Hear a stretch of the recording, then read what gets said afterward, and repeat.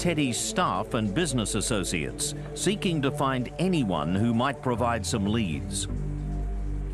There was a large amount of material which had to be reviewed, a large amount of computers in the premises that we spent a lot of time downloading and looking at what threats may have been received by members of the family via the computers. Investigators take statements from Seth and other key members of the Gonzales family. Can we just get an appeal, Seth? Can we get an appeal, Seth, for anyone who knows what's happened? Is there anything you'd like to say? Postmortems are conducted on the bodies, detailing the injuries to each and estimating the time of death. As well as the massive body wounds to all three victims, there are clear signs on Teddy's hands and arms that he tried to fight off the attack. Loiva's hands also show that she put up a fight, but Claudine's body shows no sign of a struggle. The investigations and the post-mortem established that the family was killed between 4 and 7 p.m. Detectives now access various phone records for each family member.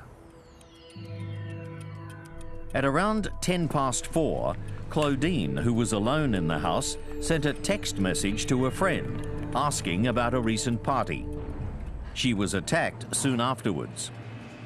There are also clues that Loiva was set upon when she arrived home at around 5:30. There was a receipt there with a bag, and in that receipt was for items purchased in Blacktown at 16:14 hours, so 4:15 in the afternoon of that day, which was the pursuit of the murder.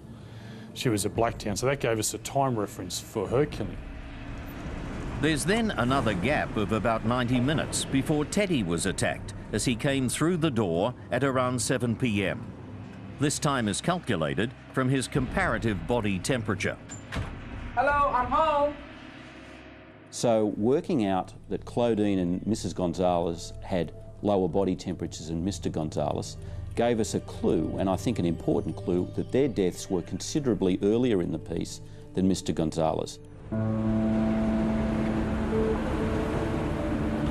A few days after the murders, Seth is taken back to the house and asked to reenact how he discovered the bodies. He tells police how he left his father's office in the late afternoon and drove over to the North Ryde home, pulling into the carport beside the closed garage at about 6 p.m. Seth says because it was raining, he stayed in his car talking to a friend on the phone. He called the home phone, and when no one answered, he drove off. Seth drove to see a friend, but couldn't locate his new home. So, as arranged, he picked up another friend, and the pair had dinner in the city. He then dropped his friend at home. It was about 11:30 when Seth got back to North Ryde and discovered the bodies. Can I just get you to go through and somewhat detail what you did at that time? I ran to him, I kneeled down, and an operator answered me straight away, and I said that I needed an ambulance. Again, I realise it's very difficult for you. If you do want to suspend any time, just indicate that. I noticed something in the living room, in the couch here. We can suspend temporarily and recommence when you feel right. Okay. Yeah, okay. Another to be interviewed is Loiva's sister, Emily Luna. She tells detectives that she called at the Gonzales home around 6 p.m. on the day of the murders, but got no answer when she rang the doorbell. With no sign of anyone at home, she left. Once all the evidence has been examined and interviews completed, the detectives start to consider various scenarios for the murders. I don't know what the motive was, but all I can say is that Mr. Gonzales' wallet was still there, and there was quite a degree of cash in the wallet. So if robbery was a motive, I don't think there was any evidence for it in this particular case. Since money was not a motive, detectives must then consider that the killings are some sort of hate crime.